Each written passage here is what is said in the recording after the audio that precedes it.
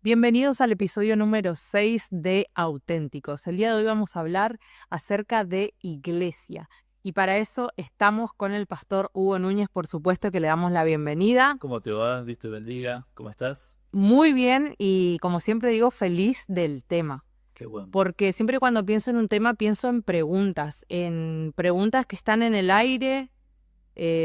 Quizás uno no se anima a preguntar porque dice, no, voy a parecer re ignorante. Y no, hay que preguntar y hay que dejar en claro de qué es iglesia y también qué no es. Así que, ¿qué podrías decirnos de qué sí es? Bueno, mira, yo creo que uno de los términos que más se ha usado de una manera incorrecta es el término iglesia. Por ejemplo, decimos, ¿quién no dijo esto? El domingo voy a la iglesia, dando a entender que la iglesia es la estructura edilicia donde una comunidad se reúne. Y eso es un error. La iglesia no es un edificio. En realidad tendríamos que decir, el domingo me voy al salón de reuniones, o si le quiero dar un tono más religioso, podría decir me voy al templo. Pero vos sabés que el hablar de una manera expresa también el nivel de entendimiento que tenemos de tal cuestión. La Biblia lo dice claramente, de la abundancia del corazón habla la boca, o sea, lo que yo interpreto es después a lo cual yo me dedico a expresar. Entonces, si yo digo de que el templo es iglesia, estoy teniendo un mal concepto de iglesia. O también otra frase que por ahí se escucha dice, yo soy iglesia. Bueno, ya no, ya dejamos el templo, ahora vamos a personalizamos. Yo, individuo, soy iglesia. Y también es otra expresión incorrecta, porque la iglesia no es una persona. Entonces, la pregunta que me imagino que todos se están haciendo es, ¿Qué es entonces, entonces? claro, si no es el templo, si no es una persona, ¿qué es iglesia? Y me gustaría leerte un versículo, un pasaje bíblico, para por allí entender lo que es iglesia. En primer lugar, iglesia nace después de Pentecostés. Allí cuando en Jerusalén, en esa fiesta de los primeros frutos, después que Jesús había ascendido a los cielos, 10 días después que él ascendió a los cielos, el Espíritu Santo es derramado sobre y en 120 discípulos. Y ahí nace la iglesia. Ahora, ¿por qué ahí nace la iglesia? ¿Por qué no nació con Jesús y los 12 discípulos o los 70 o todo el grupo que él tuvo? ¿Por qué no existió antes en el Antiguo Testamento, donde aparece el tabernáculo en el desierto como una estructura edilicia de de la práctica de la religión judía y de todo lo que Dios le había ordenado a su pueblo? ¿Por qué no nace con el templo de Salomón, que fue una obra faraónica y que fue dirigida también y permitida por Dios? ¿Por qué recién nace en Pentecostés? ¿Te preguntaste alguna vez eso? La respuesta que se me viene a la mente es que iglesia es Cristo en nosotros y en el Antiguo Testamento eso no sucedía. Claro. Yo digo que todo lo que deberíamos entender, a ver, digo entender, hablando del concepto humano, pero espiritualmente no es solo entender, es tener la revelación. Yo entiendo con mi mente, pero en mi espíritu se me es revelado. Y cuando en mi espíritu se me es revelado, mi espíritu transforma mi mente. Y entonces hay un concepto mucho más que entender, hay un concepto de transformación. ¿Sí? Porque el mecanismo es eso, o sea, Dios, cuando una persona recibe a Jesús como Señor y Salvador, el Espíritu Santo pasa a vivir en el espíritu de la persona. Ese espíritu que estaba muerto a causa del pecado es vivificado. Por eso Jesús, el posterior Adán, se llama espíritu vivificante. Ahora, el espíritu gobernando en nuestro espíritu tiene que pasar a ejercer dominio ahora sobre nuestra alma. Y en el alma está nuestra mente, nuestras emociones o sentimientos y nuestra voluntad. Ahora, cuando algo se te revela por el Espíritu de Dios, se te revela a tu espíritu, pero la influencia del Espíritu lo lleva o lo debería llevar a tu mente. Y cuando la revelación espiritual pasa a tu mente, hay una transformación.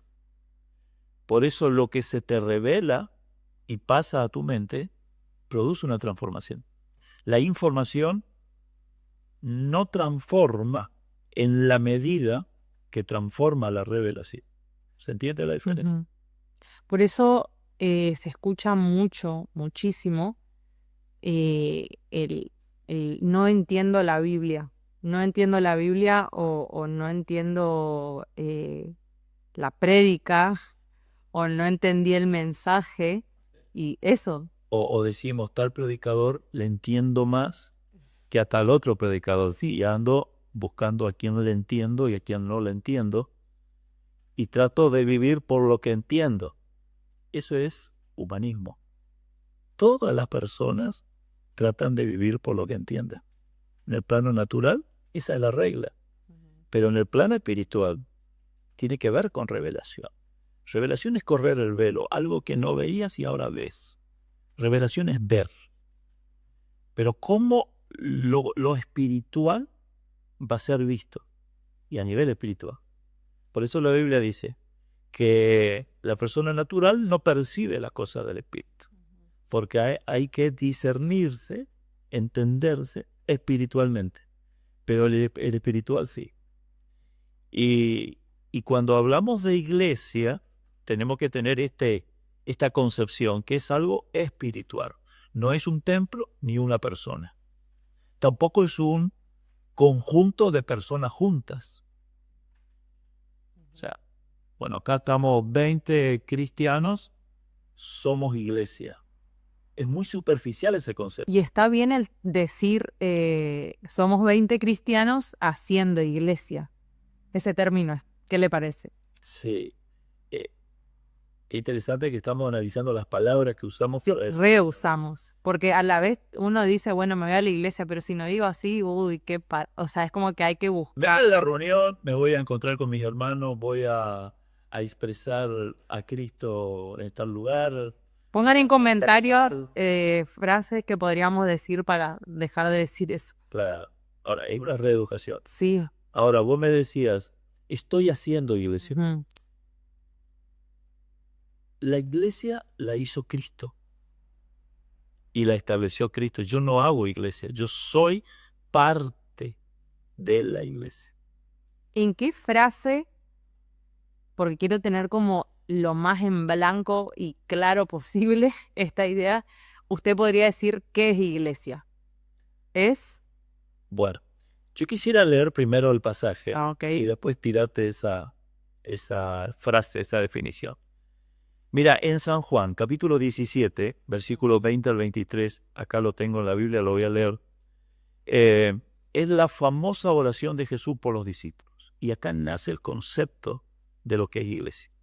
Dice, versículo 20, capítulo 17 de San Juan, mas no ruego solamente por estos, sino también por los que han de creer en mí por la palabra de ellos. Ahí Jesús está orando por los discípulos de ese entonces y también por los otros. Y por los que van a venir. Por todos los que creyeron y van a creer. Para que todos sean uno. Para que todos, plural, sean uno, singular. Y ahí es una comparación como un parámetro de unidad. Como tú, le dice al Padre, oh Padre, en mí y yo en ti. Jesús está orando y diciendo, para que todos los que creen ahora, ese grupo de discípulos, más todos los que van a creer en la historia, oro Señor para que ellos sean uno. Ellos sean uno. Y ahí dice, como tú, oh Padre, en mí y yo en ti, que ellos sean uno en nosotros. O sea, fíjate lo que está diciendo. Que la gente que crea sea uno, pero que sea uno en ellos. O sea, que Dios Padre, Dios Hijo, Dios Espíritu Santo. Y el que cree también iban a ser uno. Dice, para que el mundo crea que tú me enviaste. Yo te pregunto, ¿hay gente creyendo en Cristo en este tiempo? ¿Sabe por qué? Porque la iglesia es una. Y ellos creen porque esto ya se cumplió. Después dice, la gloria que me diste, yo les he dado para que sea uno, así como nosotros somos uno, yo en ellos y tú en mí, para que sean perfectos en unidad, para que el mundo conozca que tú me has enviado y que los has amado a ellos, como también me has amado a mí. ¿Qué estaba haciendo Jesús aquí? Estaba orando. ¿A quién le oraba? Al Padre. Ahora yo pregunto, ¿esa oración se contestó o está inconclusa sin ser contestada? Contestada. Contestada. Jesús, hay un pasaje cuando él se pone frente a la tumba de Lázaro y que le dice, Padre, yo te pido a causa de la multitud que me está mirando, pero tú siempre me oyes. Y ahí da la orden, Lázaro, sal fuera. El que estaba muerto, resucitó. El Padre siempre le ha escuchado al Hijo. La pregunta es, ¿cuándo se contestó? ¿Cuándo el Padre contestó esta oración? Y fue el Pentecostés. En ese momento estaba Jesús y sus discípulos. Y él oraba, Padre, que ellos sean uno, como tú y yo somos uno. Que ellos sean uno en nosotros. Ahora, en ese momento era imposible, porque Jesús, hombre, vistiendo el cuerpo de hombre, ser humano, el Cristo viviendo en cuerpo humano, no podía ser uno con esa gente, porque también eran humanos. Y el Padre, el Espíritu Santo, no podía habitar en ellos, aún, porque Él todavía no había muerto y no los había comprado con ese precio de sangre. Entonces el Espíritu no podía habitar en esas personas. Ahora, después de esta oración, Jesús va, es crucificado, muere, paga el precio, resucita. Cuando eso sucede, la deuda queda cancelada. O sea que ahora los que habían creído hasta ese momento se ponían en la condición de ser templos del Espíritu. ¿Por qué? Porque ahora fueron comprados por Cristo con el precio de su propia vida. Y eso le permitía al Espíritu Santo venir a vivir. Ya no estaban bajo la maldición del pecado como estuvieron todos los otros, porque ellos ahora, creyendo a Jesús, eran santificados, justificados, redimidos. Y el Espíritu Santo podía venir. Entonces Jesús le dice, quédense ustedes en Jerusalén, esperen ahí, hasta que venga poder de lo alto, y me van a ser testigos. Estos discípulos obedientes, 120, se quedaron. Y el Espíritu Santo, en un de repente, vino a ellos. Y todos fueron llenos del Espíritu. Todos, los 120 que había ahí, fueron llenos, todos, uno por uno. El Espíritu ingresó en todos y los llenó a todos. Y ahí se constituyó iglesia. Ahí fue respondida la oración de Jesús. ¿Por qué? Porque ahora el Espíritu Santo, viviendo en cada uno de ellos, era Cristo en ellos, Dios en ellos. Y ese Espíritu que vino a descender, vino a quedarse en ellos. No era como el Antiguo Testamento que influenciaba a los profetas, a los sacerdotes, a los reyes, a los jueces, y después se apartaba. Y después venía y le influenciaba y ellos actuaban y después se apartaba. Ahora no, ahora vino a quedarse. Al vivir en ellos son uno con el Espíritu. Y el Espíritu dice, Jesús dijo, tomará de lo mío y os lo hará saber. ¿Por qué dije de lo mío? Dice Jesús. Porque todo lo que es del Padre es mío. Ahora el Espíritu Santo ya estaba viviendo en el corazón de esos 120. y el Espíritu, y cada uno de ellos era uno.